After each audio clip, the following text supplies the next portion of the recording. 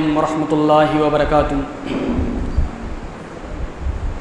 الحمد للہ نحمده ونستعینه ونستغفره ونعوذ باللہ من شرور انفسنا ومن سیئات اعمالنا، من يهده اللہ فلا مضل له ومن يضلله فلا هادی له، واشهد ان لا الہ الا اللہ وحدہ لا شریک له، واشهد ان سیدنا ومولانا محمدا عبده ورسوله۔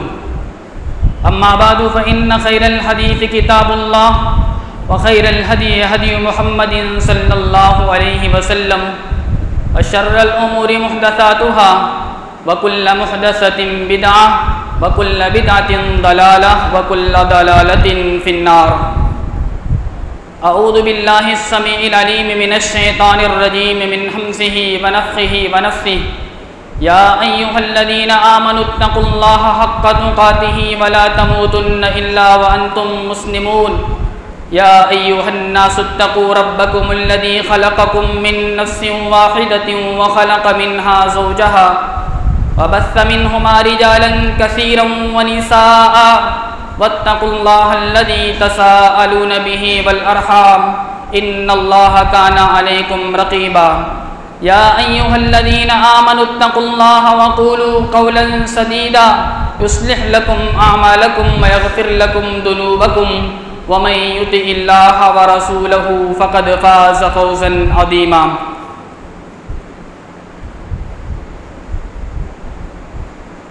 قال الله تبارك وتعالى: وَيُحِلُّ لَهُمُ الطَّيِّبَاتِ وَيُحَرِّمُ عَلَيْهِمُ الْخَبَائِثَ۔ وقال النبي صلى الله عليه وسلم: ما أسكر كثيره فقليله حرام۔ آج کی اس اجلاس کی صدارت فرما رہے فضیلت الشیخ مولانا مظہر علی مدنی حفظہ اللہ، شہر کے معزز علماء کرام، جملہ سامعین و سامعات، روزمرہ کی زندگی میں دیکھا جاتا ہے کہ ایک انسان ان چیزوں کا استعمال کرتا ہے جو اس کے لیے فائدہ مند ہو، نقصان دہ نہ ہو۔ کسی بھی چیز کے تعلق سے اگر کسی شخص کو یہ پتہ چل جائے کہ اس کے استعمال کرنے یا کھانے میں فلاں نقصان پہنچے گا یا کسی طرح کی بیماری لاحق ہوتی ہے، تو ایسی صورت میں وہ انسان اس چیز کو خریدنا یا اس کا استعمال کرنا گوارا نہیں کرتا۔ اللہ تبارک و تعالی نے پاک اور طیب چیزوں کو حلال قرار دیا اور خبیث اور ناپاک چیزوں کو حرام قرار دیا۔ اس میں بہت ساری دنیاوی و اخروی مصلحتیں ہیں کہ جب انسان پاک اور طیب چیزوں کا استعمال کرتا ہے تو اس کے جسم و عقل اور دوسرے اعضاء کی نشوونما ہوتی ہے۔ اس کے برعکس اگر کوئی آدمی خبیث اور ناپاک چیزوں کا استعمال کرتا ہے تو اس کے جسم و عقل، اس کے دوسرے جسم کے اعضاء اور آنے والی نسلوں پر بھی برا اثر پڑتا ہے۔ انہی خبیث چیزوں میں سے شراب، سگریٹ، گٹکا، کھینی اور تمباکو وغیرہ کا استعمال بھی ہے، جس میں مسلم معاشرہ خصوصاً نوجوان طبقہ بری طرح سے ملوث ہے۔ اسلام دین فطرت ہے، لہذا جو چیز انسان کی فطرت، طبیعت اور اس کی صحت کے موافق تھی، اللہ تبارک و تعالیٰ نے اس کو حلال اور جائز قرار دیا۔ لیکن جو چیزیں انسان کی صحت، فطرت اور طبیعت کے موافق تھیں، اللہ تبارک و تعالیٰ نے اس کو حرام قرار دیا۔ شراب اور اس جیسی نشیلی چیزیں سماجی، اخلاقی، اقتصادی اور طبی ہر لحاظ سے نقصان دہ ہے، اور اس کا استعمال کرنے والا دنیا و آخرت دونوں میں خسارہ پائے گا۔ شراب ام الخبائث ہے، تمام برائیوں کی جڑ ہے۔ امام نسائی رحمہ اللہ نے اپنی سنن میں حضرت عثمان رضی اللہ تعالی عنہ سے ایک روایت نقل کی کہ حضرت عثمان رضی اللہ تعالی عنہ نے کہا کہ لوگوں شراب مت پیو، اس لیے کہ شراب ام الخبائث ہے، یہ تمام برائیوں کی جڑ ہے۔ اس کے بعد ایک واقعہ بیان کیا کہ تم سے پہلے ایک متقی اور پرہیزگار آدمی تھا، اس پر ایک عورت عاشق ہو گئی۔ اس عورت نے اپنا مقصد حاصل کرنے کے لیے اپنی لونڈی کو اس متقی اور پرہیزگار آدمی کے پاس بھیجا کہ اس کو بلا لاؤ اور اس سے کہنا کہ ایک گواہی، ایک مقدمے میں تمہاری گواہی کی ضرورت ہے۔ چنانچہ وہ لونڈی اس متقی اور پرہیزگار آدمی کے پاس جب آتی ہے تو پوری بات بتاتی ہے۔ وہ متقی اور پرہیزگار آدمی اس لونڈی کے ساتھ چلا جاتا ہے۔ جب وہ گھر کے اندر داخل ہوتا ہے، جب کمرے میں داخل ہوتا ہے تو پھر اس کے بعد باہر سے دروازہ بند ہو جاتا ہے۔ جب اندر جا کر دیکھتا ہے وہ آدمی تو ایک حسین و جمیل عورت بیٹھی ہوتی ہے اور اس کے پاس ایک لڑکا بھی ہوتا ہے اور برتن میں شراب بھی ہوتی ہے۔ اس حسین و جمیل عورت نے اس متقی اور پرہیزگار آدمی سے کہا کہ میں نے تمہیں کسی مقدمے میں گواہی کے تعلق سے یہاں نہیں بلایا ہے، بلکہ تمہیں اس لیے بلایا ہے کہ تم میرے ساتھ بدکاری کرو، تم میرے ساتھ زنا کرو، اور اگر تم ایسا نہیں کر سکتے تو پھر اس کے بعد اس لڑکے کا قتل کرو، اور اگر تم یہ بھی نہیں کر سکتے تو پھر اس کے بعد اس برتن میں رکھی ہوئی شراب کو پیو۔ اس متقی اور پرہیزگار آدمی کے پاس ان تینوں میں سے کسی ایک چیز کے استعمال کے علاوہ کوئی اور چارہ نہیں تھا۔ چنانچہ اس نے دیکھا کہ تینوں چیزیں حرام ہیں، لیکن پھر اس کے بعد اس نے دیکھا کہ جو کم حرام ہے، یعنی جس میں قباحت کم ہے، اس کا استعمال کیا جائے۔ اس متقی اور پرہیزگار آدمی نے زنا اور قتل کے مقابلے میں شراب پینے کو کم تر سمجھا، چنانچہ اس نے شراب پیا۔ شراب کا ایک پیالہ پینے کے بعد جب اس کو نشہ چڑھ گیا تو اس نے اور شراب مانگا۔ جب پوری طرح سے نشے میں دھت ہو گیا تو اس عورت کے ساتھ بدکاری بھی کی اور ورگلانے کے بعد اس لڑکے کا قتل بھی کیا۔ جن دو بڑے گناہوں سے بچنے کے لیے جسے چھوٹا گناہ سمجھ رہا تھا، اس کا ارتکاب کرنے کے بعد ان دو بڑے گناہوں کا بھی ارتکاب کر بیٹھا جس سے بچنے کی کوشش کر رہا تھا۔ اس کے بعد حضرت عثمان رضی اللہ تعالی عنہ کہتے ہیں کہ ایمان اور نشے کی لت، شراب کی عادت اکٹھا نہیں ہو سکتی۔ آپ نے دیکھا کہ شراب کس طریقے سے ان دونوں برائیوں کو کرنے پر بھی اس شخص کو، اس متقی اور پرہیزگار آدمی کو آمادہ کر بیٹھی۔ شراب پینے کے بعد انسان کے اندر خیر و شر کی تمیز نہیں رہتی، انسان کے اندر کیا اچھا کیا برا۔ شراب پینے کے بعد انسان جب نشے کی حالت میں ہوتا ہے تو کس سے بات کر رہا ہے، کیا کہہ رہا ہے، اس کو یہ بھی پتا نہیں ہوتا۔ عربی میں شراب کو خمر کہا جاتا ہے اور عربی میں دوپٹے کو خمار کہا جاتا ہے۔ خمار چونکہ سر اور بال کو ڈھک لیتا ہے عورت کی، اسی طریقے سے خمر بھی، شراب بھی انسان کی عقل کو زائل کر دیتی ہے، عقل کو ڈھک لیتی ہے۔ پھر اس کے بعد انسان کیا کر رہا ہے اسے پتا نہیں ہوتا۔ آپ ذرا غور کیجئے کہ انسان کے جسم میں اتنی قیمتی چیز عقل، شراب پینے اور نشہ آور چیزوں کے استعمال سے جب زائل ہو جاتی ہے تو اسلام کیسے اس کی اجازت دے سکتا ہے؟ جس انسان کے پاس عقل ہوتی ہے یا اللہ تبارک و تعالیٰ نے خدا ذات صلاحیت دی ہوتی ہے تو لوگ اس سے مشورے کرنے کے لیے آتے ہیں، لیکن اسی انسان کے، اگر کسی انسان کے پاس عقل نہ ہو تو اس کو مشورہ دینا بھی گوارا نہیں کرتے۔ عقل کی یہ اہمیت ہے۔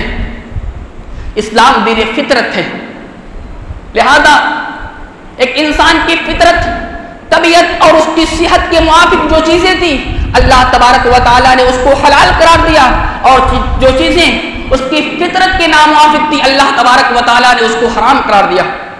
ملک عرب میں اس وقت شراب پانی کی طرح بہائی جاتی تھی۔ جب اسلام آیا تو اللہ تبارک و تعالیٰ نے اچانک اس پر پابندی عائد نہیں کی، بلکہ بتدریج شراب کی حرمت کا اعلان کیا۔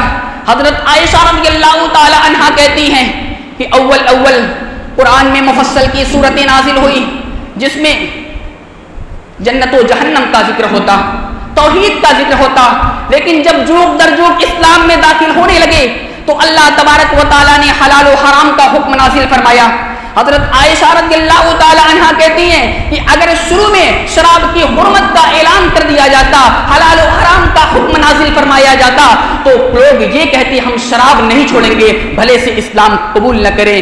اس لیے حضرت عائشہ رضی اللہ تعالی عنہا کی اس روایت سے معلوم ہوتا ہے کہ اگر کوئی برائی معاشرے میں پیر جما چکی ہو، اگر کوئی برائی معاشرے میں جڑ پکڑ چکی ہو، تو اس پر اچانک پابندی عائد کرنے سے اس کے اندر متنفر اور اس کے اندر خرابی پیدا ہو جائے گی۔ مثال کے طور پر اگر کوئی لڑکا گالی دے رہا ہو اور اگر آپ اس کو جا کر 2 تھپڑ مارتے ہیں تو نتیجہ یہ نکلے گا کہ وہ گالی دینا بند نہیں کرے گا، بلکہ تھوڑی دور جا کر وہ آپ کو بھی گالی دے گا۔ اللہ تبارک و تعالی نے شراب کی حرمت کا بتدریج حرمت کا اعلان کیا۔ سب سے پہلے مکہ کے اندر سورہ نحل کی آیت نمبر 67 کے اندر رب العالمین نے کہا وَمِن ثَمَرَاتِ النَّخِيلِ وَالْأَعْنَابِ تَتَّخِذُونَ مِنْهُ سَكْرًا، اور کھجور اور انگور کے درختوں کے پھل سے تَتَّخِذُونَ مِنْهُ سَكْرًا، تم نشہ بھی بناتے ہو، وَرِزْقًا حَسَنًا، اور عمدہ روزی بھی ہے۔ اللہ تبارک و تعالی نے اس آیت کریمہ میں یہ کہا کہ کھجور اور انگور سے تم نشہ بھی بناتے ہو اور یہ عمدہ روزی بھی ہے، یعنی اس کے استعمال کو 2 صورت میں بانٹ دیا۔ پہلی صورت یہ بتائی کہ تم اس سے نشہ بناتے ہو، اور یہ عام طریقے سے کھانے کو رزقن حسنا کہا، یعنی عمدہ روزی بھی ہے۔ تو اللہ تبارک و تعالیٰ نے رزق کو حسن اور نشہ کو حسن نہ کہا کر اس بات کی طرف اشارہ اور تنبیہ کر دی کہ نشہ اچھی چیز نہیں، لہٰذا اس سے بچنے کی ضرورت ہے، لہٰذا اس سے بچنے کی ضرورت ہے۔ پھر دوسرے مرحلے میں جب لوگ مکہ سے مدینہ ہجرت کے لیے چلے گئے تو لوگ سوال کرنے لگے اس بات کا شراب اور جوئے کے تعلق سے۔ سورہ بقرہ کی آیت نمبر 19 نازل فرمائی اللہ تبارک و تعالیٰ نے یسألونک عن الخمر والمیسر کی آپ سے شراب اور جوئے کے تعلق سے سوال کرتی ہیں، قل فیہما اثم کبیر، آپ ان سے کہہ دیجئے کہ ان دونوں میں بڑا گناہ ہے، ان دونوں میں یعنی شراب اور جوئے میں بڑا گناہ ہے، ومنافع للناس، اور لوگوں کے لیے تھوڑا سا فائدہ بھی ہے۔ تھوڑا سا فائدہ کیسا؟ اس لیے کہ آدمی اگر جوا کھیلتا ہے جیتتا ہے تو اس کو فائدہ ہوتا ہے، شراب اور دوسری نشاور چیزوں کے استعمال کا عادی ہے تو تھوڑی سی راحت اس کو مل جاتی ہے۔ وَمَنَافِعُ لِلنَّاسِ، لوگوں کے لیے تھوڑا سا فائدہ ہے، اور یہ دو تھوڑا سا فائدہ ہے اس کی شریعت اجازت نہیں دیتی، اور رب العالمین نے اس کی وضاحت کی وَإِثْمُهُمَا أَكْبَرُ، اور ان دونوں کا گناہ بڑا ہے مِن نَفْعِهِمَا، اس کے فائدے سے، اس کے فائدے سے اس کا گناہ بڑا ہے۔ ابھی بھی شراب کی حرمت کا اعلان نہیں ہو رہا ہے، بلکہ اللہ تبارک و تعالیٰ نے یہ کہا کہ تھوڑا سا فائدہ ہے، اور یہ تھوڑا سا فائدہ بھی اس کی شریعت اجازت نہیں دیتی ہے، اور اس کا گناہ بڑا ہے۔ پھر اس کے بعد تیسرے مرحلے میں اس وقت یہ آیت نازل ہوئی، صحابہ کرام رضی اللہ عنہ اجمعین میں عبد الرحمن بن عوف رضی اللہ تعالی عنہ کے گھر چند صحابہ کرام کی دعوت ہوئی، اس میں حضرت علی رضی اللہ تعالی عنہ بھی تھے۔ دعوت ہوئی، لوگوں نے کھانا تناول کیا، اور پھر اس کے بعد شراب کا دور چلا صحابہ کرام میں۔ آپ سوچ رہے ہوں گے کہ صحابہ کرام میں شراب کا دور چلا، یہ کیسی بات ہے؟ اس نقطے پر میں آپ سے یہ بات کہنا چاہوں گا، ورنہ آپ کے کہیں ذہن و دماغ میں صحابہ کے تعلق سے کسی طرح کا بغض اور نفرت پیدا نہ ہو جائے۔ اللہ تعالیٰ اس چیز سے ہمیں محفوظ رکھے مسلمانوں کو، ورنہ کتنے لوگ صحابہ کرام، کچھ صحابہ کرام سے بغض اور عناد رکھتے ہیں، دشمنی رکھتے ہیں، گالیاں دیتے ہیں۔ اللہ تعالیٰ انہیں ہدایت دے اور ہمیں محفوظ رکھے۔ صحابہ کرام اس وقت شراب پی رہے کہ ابھی شراب کی حرمت کا اعلان نہیں ہوا ہے، اس وجہ سے شراب پی رہے ہیں۔ کھانا کھانے کے بعد شراب کا جو دور چلا، پھر اس کے بعد مؤذن کی صدا آئی، اللہ اکبر اللہ اکبر، اذان کا وقت ہوا، تھوڑی دیر کے بعد نماز کا وقت ہوا۔ اب نشے کی حالت میں صحابہ میں سے کچھ لوگ ہیں، نشے کی حالت میں ہیں، اور پھر اس کے بعد حضرت علی رضی اللہ تعالی عنہ کو امامت کے لیے آگے بڑھا دیا گیا۔ امام صاحب تکبیر تحریمہ کرنے، اللہ اکبر کہنے کے بعد نیت باندھی، امام صاحب بھی نشے کی حالت میں ہیں۔ سورہ فاتحہ پڑھی الحمدللہ رب العالمین الرحمن الرحیم مالک یوم الدین، سورہ فاتحہ مکمل ہو گئی. لیکن پھر اس کے بعد سورہ فاتحہ کے بعد جو دوسری سورہ تلاوت فرمائی وہ سورہ کافرون تھی. سورہ کافرون جیسے ہی حضرت علی یعنی امام صاحب نے تلاوت فرمائی، کہا قل یا ایھا الکافرون نحن نعبد ما تعبدون. نعوذ باللہ. حضرت علی رضی اللہ تعالی عنہ کے منہ سے نکلا کہ اے نبی صلی اللہ علیہ وسلم کہہ دیجئے کہ اے کافرو، جس چیز کی ہم عبادت کرتے ہیں اسی چیز کی تم عبادت کرنے والے ہو، جس چیز کی ہم عبادت کرتے ہیں اسی چیز کی تم عبادت کرتے ہو. کہنا یہ تھا کہ لا اعبد ما تعبدون، نہیں عبادت کرتا ہوں میں اس کی جس کی تم عبادت کرتے ہو. اور امام صاحب کہہ رہے ہیں کہ جس چیز کی ہم عبادت کرتے ہیں اسی چیز کی تم عبادت کرتے ہو.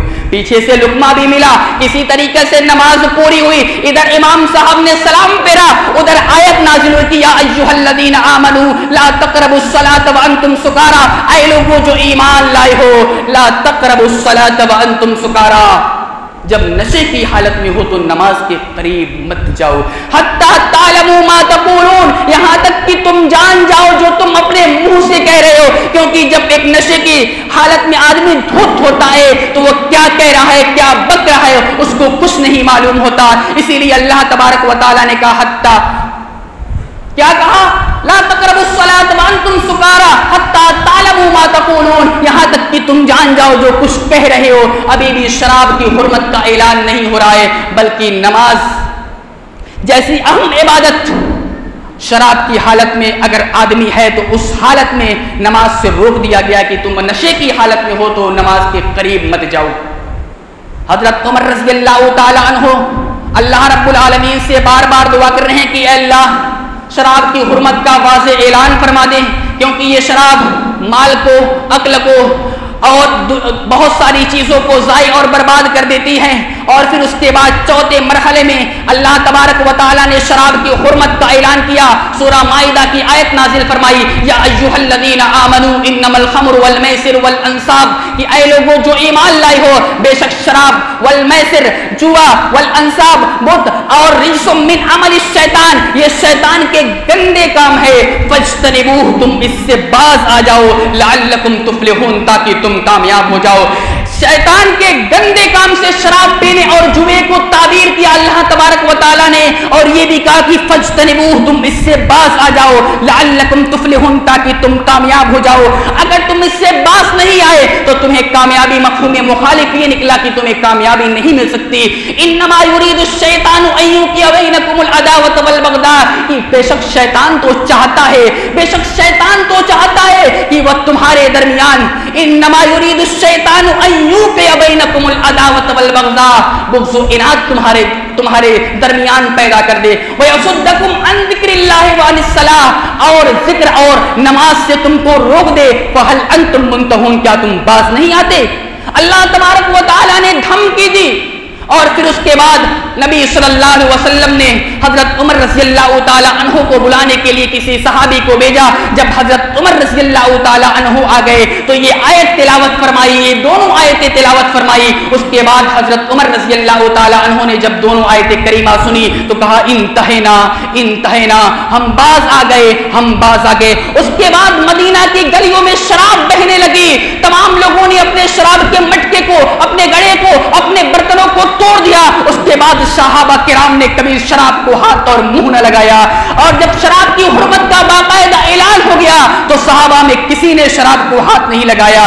یہ تھی اتباع اور پیروی اللہ اور اس کے رسول صلی اللہ علیہ وسلم کی. شراب کے علاوہ دوسری نشہ آور چیزیں سگریٹ، گٹکا، کھینی اور دوسری نشہ آور چیزیں جس سے استعمال سے انسان کا مال بھی ضائع ہوتا ہے، اس کے جسم لاغر اور کمزور ہو جاتا ہے. اللہ تبارک و تعالیٰ نے کئی ایک آیتیں نشہ آور چیزوں کے، نبی صلی اللہ علیہ وسلم نے نشہ آور چیزوں کے تعلق سے کئی ایک حدیث بیان فرمائی. اور جو آدمی نشہ کا عادی ہو جاتا ہے جب تک اس کو نشہ نہیں مل پاتا اس کو چین و سکون اور اطمینان نہیں مل پاتا. حالانکہ WHO کی رپورٹ کے مطابق تقریباً ہر سال پوری دنیا کے اندر 50 لاکھ سے زائد افراد اس نشہ آور چیزوں کے استعمال میں مبتلا ہو کر موت کا شکار ہو جاتے ہیں. اور اتنا ہی نہیں، حد تو یہ ہے کہ نشہ آور چیزوں کا جو استعمال آدمی کرتا ہے، جس پیکٹ کو وہ خریدتا ہے اس پیکٹ پر باقاعدہ لکھا رہتا ہے tobacco causes cancer, smoking is injurious to health, تمباکو سے کینسر ہوتا ہے، تمباکو کا استعمال صحت کے لیے مضر ہے۔ اتنا ہی نہیں بلکہ اس پر باقاعدہ فوٹو بنی ہوتی ہے، کسی کا گلا خراب ہے، کسی کے گلے میں کینسر ہے، کسی کے منہ میں کینسر ہے، اور اسی طریقے سے ایک انسان کی بری شکل اس پر فوٹو بنا کر دکھائی جاتی ہے کہ تم اس سے باز آ جاؤ، لیکن اسی چیز کو ایک انسان خریدتا ہے، ایک انسان خریدتا ہے اور اس کا استعمال کرتا ہے۔ جبکہ نبی صلی اللہ علیہ وسلم سے لوگوں نے پوچھا کہ کیا چیز حلال ہے، یسألونک ماذا احل لہم قل احل لکم الطیبات، اللہ تبارک و تعالیٰ نے کہا کہ نبی صلی اللہ علیہ وسلم کہہ دیجئے کہ طیب چیزوں کو حلال کیا گیا ہے، طیب چیزوں کو حلال کیا گیا ہے۔ اب آپ مجھے بتائیے کہ یہ نشہ آور چیزیں گٹکا، سگریٹ، کھینے اور تمباکو وغیرہ طیب ہے یا خبیث چیزوں میں سے ہے؟ طیب ہے یا خبیث چیزوں میں سے ہے؟ اس کا فیصلہ آپ کریں۔ مسجد پاک جگہ ہے لیکن آپ استعمال نہیں کر سکتے، آدمی اس کو کھانے اور پینے کے لیے بیت الخلا کا استعمال بھی کرتا ہے، اور کہاں کہاں استعمال کرتا ہے اور کتنا استعمال کرتا ہے اس کا کوئی اندازہ نہیں۔ جبکہ رب العالمین نے سورہ اعراف کے اندر کہا وَيُحِلُّ لَهُمُ الطَّيِّبَاتِ، اور نبی صلی اللہ علیہ وسلم اللہ تبارک و تعالیٰ حکم دیتا ہے اس بات کا کہ طیب چیزیں حلال کی گئی ہے، وَيُحَرِّمُ عَلَيْهِمُ الْخَبَائِثَ، اور خبیث چیزوں کو حرام کرا دیا گیا ہے۔ یہ خبیث چیزوں میں سے ہے، شریعت مطہرہ اس کو حرام کہہ رہی ہے، اور علامہ ابن باز رحمہ اللہ اور سعودی فتویٰ کمیٹی کا یہ باقاعدہ فتویٰ ہے۔ جب ان سے یہ سوال کیا گیا کہ سگریٹ کا استعمال مکروہ ہے یا حرام ہے تو اللہ، اور اس کی تجارت کرنا کیسا ہے، تو علامہ ابن باز رحمہ اللہ نے باقاعدہ یہ فتویٰ دیا کہ شراب اور اسی طریقے سے سگریٹ یہ بری چیزوں سے بنایا جاتا ہے، اور اس کے استعمال کے بعد انسان کے جسم کو نقصان پہنچتا ہے، اور کئی بار انسان کی موت بھی واقع ہو جاتی ہے، لہذا ان چیزوں کا استعمال کرنا شریعت کے اندر حرام قرار دیا گیا، اور جو آدمی اس کا استعمال کرتا ہے اس کو باز آنے کی کوشش کرنی چاہیے۔ پھر علامہ ابن باز رحمہ اللہ نے توبہ کے تعلق سے بھی یہ لکھا، ایک آیت نقل کی وَتُوبُوا إِلَى اللَّهِ جَمِيعًا أَيُّهَا الْمُؤْمِنُونَ لَعَلَّكُمْ تُفْلِحُونَ، کہ لوگوں کو توبہ کرنی چاہیے جو اس میں ملوث ہیں، ورنہ کہیں ایسا نہ ہو کہ ان پر رحم ہی نہ کیا جائے اور دنیا میں ان کی موت خودکشی کی موت جیسی ہو جائے۔ اللہ تبارک و تعالیٰ نے سورہ بقرہ کے اندر آیت نازل فرمائی، آپ ذرا غور کیجئے کہ ان نشہ آور چیزوں کے استعمال کے حرام ہونے کے کتنے دلائل ہیں۔ پہلی دلیل یسألونک ماذا احل لہم قل احل لکم الطیبات، دوسری دلیل ویحل لہم الطیبات ویحرم علیہم الخبائث، تیسری دلیل لا ضرر ولا ضرار، اپنے آپ کو نقصان نہ پہنچاؤ اور کسی کو نقصان پہنچانے کا سبب بھی نہ بنو۔ ایک آدمی سگریٹ پیتا ہے، اپنے آپ کو بھی نقصان پہنچا رہا ہے، اور دھواں کسی دوسرے شخص کے پاس پہنچ رہا ہے تو اس کو بھی نقصان پہنچتا ہے۔ ایک رپورٹ کے مطابق اگر کوئی آدمی کسی سگریٹ پینے والے کے پاس بیٹھا ہو، اس کا دھواں اس کے پاس جاتا ہے تو اس کو بھی اتنا ہی نقصان پہنچتا ہے جتنا پینے والے کو پہنچتا ہے۔ تو اپنے آپ کو بھی نقصان پہنچا رہا ہے اور دوسروں کو نقصان پہنچانے کا سبب بھی بن رہا ہے۔ محفل میں 4-10 لوگ بیٹھے ہیں لیکن اس کے باوجود بھی وہ آدمی سگریٹ کو جلاتا ہے اور پیتا ہے۔ اللہ رب العالمین نے سورہ بقرہ کے اندر آیت نازل فرمائی وَلَا تُلْقُوا بِأَيْدِيكُمْ إِلَى التَّهْلُكَةِ، اپنے ہاتھوں کو ہلاکت میں نہ ڈالو، اور سگریٹ اور گٹکا اور شراب جیسی نشہ آور چیزوں کا استعمال کرنا اپنے آپ کو ہلاکت میں ڈالنے ہی جیسا ہے، اپنے آپ کو ہلاکت میں ڈالنے ہی جیسا ہے۔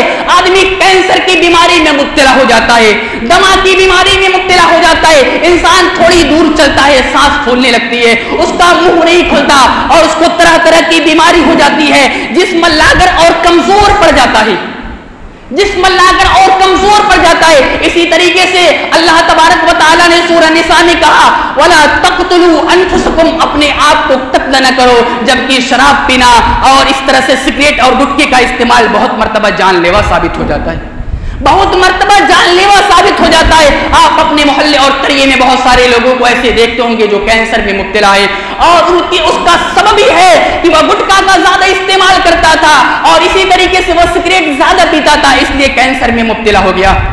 اسی طریقے سے اللہ تبارک و تعالیٰ نے سورہ اسراء کے اندر فرمایا وَلَا تُبَذِّرْ تَبْذِيرًا، اور بیجا اور فضول خرچی سے بچو، ان المبذرین کانوا اخوان الشیاطین، کہ بے شک فضول خرچی کرنے والا شیطان کا بھائی ہے۔ فضول خرچی کرنے والا شیطان کا بھائی ہے.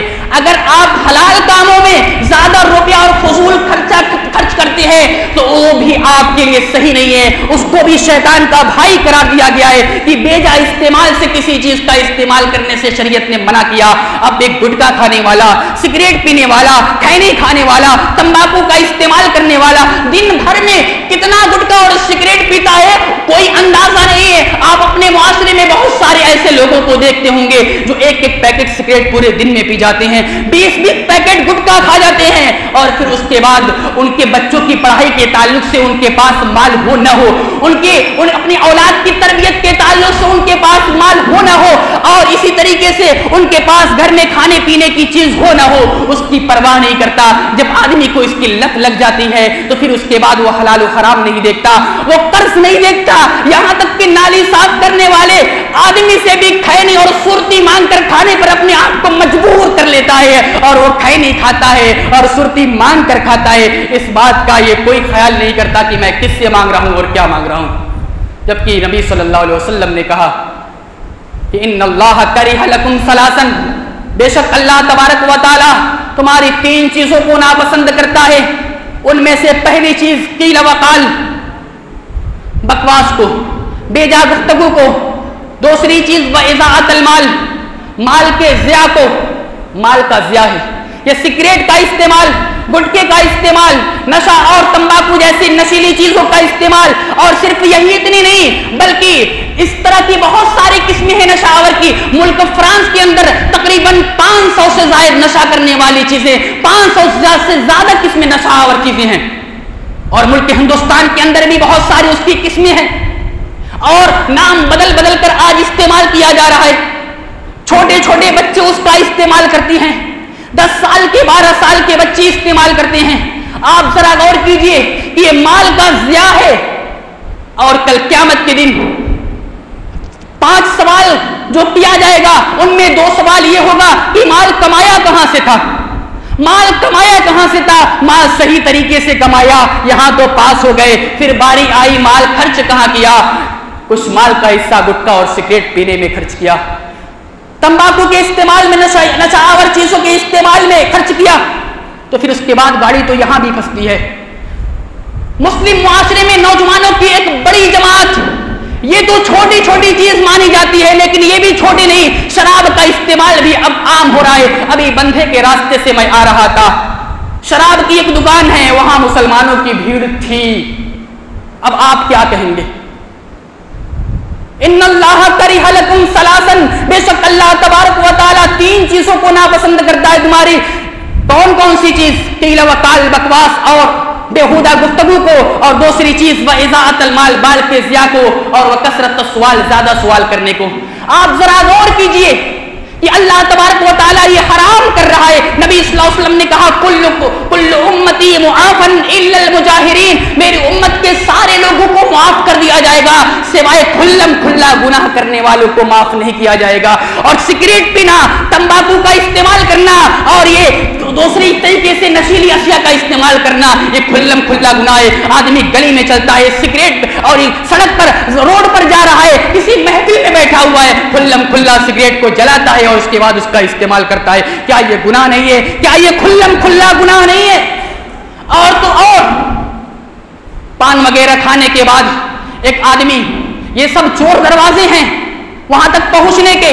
پان وغیرہ کھانے کے بعد ایک مسلم معاشرے میں آپ دیکھتے ہوں گے کہ کسی کا مکان بنا ہوا ہے, کتنی اوپر تھوکا جاتا ہے, آدمی دیکھنے والا تعجب کرتا ہے کہ تھوکا کیسے گیا ہے. اتنا ہی نہیں, مسجد کی دیواروں پر بھی پان تھوکا رہتا ہے اور گٹکا تھوکا رہتا ہے. یہ مسلم معاشرے کی تصویر میں آپ کو بتا رہا ہوں, مسلم معاشرے کی یہ تصویر ہے. اور سب سے بڑی بات تو یہ ہے کہ یہ عادت کیسے پڑتی ہے. کوئی بھی کسی بھی چیز کے تعلق سے شروعات ہوتی ہے تبھی تو پھر عادت پڑتی ہے. آپ ذرا غور کیجئے کہ 10 سال کا بچہ, 12 سال کا بچہ, یہ اس کو کیسی عادت پڑتی ہے, کیسی عادت پڑتی ہے. آپ کا بچہ ہے, آپ کا بھتیجا ہے, وہ کس کے ساتھ رہ رہا ہے. اسی لیے اللہ کے رسول صلی اللہ علیہ وسلم نے ایک حدیث کے تعلق سے ایک حدیث میں یہ بتایا کہ جب بھی تم اپنے دوستوں کا انتخاب کرو تو بہتر دوست کو تلاش کرو، اور اگر کوئی آدمی برے دوستوں کے ساتھ رہتا ہے اندر آتی ہے، اگر اس کی اندر اچھائی ہے تو اس کی اچھائی اس کے اندر آتی ہے۔ اس لیے دوست کا انتخاب کرنے کے میں سب سے پہلی چیز یہ دیکھنی چاہیے، دینداری دیکھنی چاہیے۔ اور کل قیامت کے دن کتنے لوگ ایسے ہوں گے کہیں گے یا ویلتا لیتنی لم اتخذ فلانا خلیلا، اے کاش میں فلاں شخص کو دوست نہ بنایا ہوتا، تو پھر اس کے بعد میری یہ عادت نہ پڑتی، مجھے نشہ کی عادت نہ پڑتی۔ اور کتنا مخلص دوست ہے، کتنا مخلص دوست ہے کہ وہ نشہ آور چیزوں کے استعمال کے تعلق سے اس کو ورگلاتا ہے، اس کو بتاتا ہے، اور پھر اس کے بعد اس کی دعوت دیتا ہے۔ یہاں تک کہ جب تجزیے سے یہ معلوم ہوا، لوگوں سے پوچھ کر یہ بات معلوم ہوئی کہ اگر کوئی شخص اس کا استعمال کرتا ہے تو اپنے دوستوں کو جب بتاتا ہے تو پہلی مرتبہ میں بے ہوشی طاری ہو جاتی ہے، کھینی وغیرہ کا استعمال کرنے کے بعد بے ہوشی طاری ہوتی ہے، لیکن کتنا مخلص دوست ہے کہ وہ دوبارہ اس برائی پر آمادہ کرتا ہے اور دھیرے دھیرے اس کو عادت پڑ جاتی ہے، پھر اس کے بعد وہ خرید کر کھاتا ہے، پھر اس کے بعد وہ خرید کر کھاتا ہے۔ کلکم رائن وکلکم مسئول عن رعیتہ، تم میں کا ہر ایک آدمی ذمہ دار ہے اور اس کی ذمہ داری کے بارے میں کل قیامت کے دن پوچھا جائے گا۔ اگر آپ اپنے بچے کی تربیت صحیح طریقے سے نہیں کر سکتے تو اس کے تعلق سے بھی پوچھا جائے گا۔ اگر آپ کا بچہ گٹکا اور سگریٹ اور کھینی وغیرہ کے استعمال کا عادی ہے تو ذمہ دار آپ ہے، ذمہ دار آپ ہے، ذمہ دار ہم ہیں۔ اور اگر ہم نے اپنی ذمہ داری کو نہیں سمجھا تو پھر اس کے بعد یہ معاشرہ شراب اور اس جیسی نشیلی چیزوں کا کس قدر عادی ہو جائے گا اور کس قدر برائیاں پھیل جائیں گی، اس کا کوئی اندازہ نہیں۔ اللہ رب العالمین سے دعا ہے کہ الہ العالمین ہم تمام مسلمانوں کو نشہ آور چیزوں کے استعمال سے بچنے کی توفیق نصیب فرما، اور نشہ آور چیزوں میں جو لوگ ملوث ہیں اور جو لوگ اس میں بری طرح سے اس میں لت پت ہیں، اے اللہ ان کو ہدایت دے۔ آپ ذرا غور کیجئے کہ اللہ کے رسول صلی اللہ علیہ وسلم کی حدیث ہے کہ من اکل ثوما او بصلا فلیعتزل مسجدنا ولیقعد فی بیتی، کہ کچا لہسن اور کچا پیاز اگر کوئی کھا لے تو ہمارے قریب نہ آئے، ہماری مسجد میں نہ آئے، بلکہ اپنے گھر میں بیٹھا رہے، یہ حلال چیز ہے۔ تو پھر اس کے بعد گٹکا اور سگریٹ کا استعمال شریعت کیسے اس کی اجازت دے سکتی ہے؟ اللہ رب العالمین سے دعا ہے کہ الہ العالمین اس قرآن و حدیث کی روشنی میں جو باتیں بتائی گئی ہے اس پر ہمیں عمل کرنے کی توفیق نصیب فرما۔ اگر اس کے باوجود بھی کوئی آدمی، شریعت کی بات آنے کے باوجود بھی کوئی آدمی اپنے دونوں ہونٹوں کے درمیان سگریٹ لگاتا ہے تو سمجھ جانا چاہیے کہ دل پر ڈاکہ کسی اور کا چل رہا ہے، شیطان حاوی ہے، اللہ اور اس کے رسول کی باتیں اثر نہیں کرتی۔ اللہ رب العالمین سے دعا ہے کہ العالمین ہم تمام مسلمانوں کو اسلامی باتوں کو سمجھنے اور اس پر عمل کرنے کی توفیق نصیب فرمائے، آمین۔ وآخر دعوانا ان الحمد للہ رب العالمین، السلام علیکم ورحمۃ اللہ وبرکاتہ۔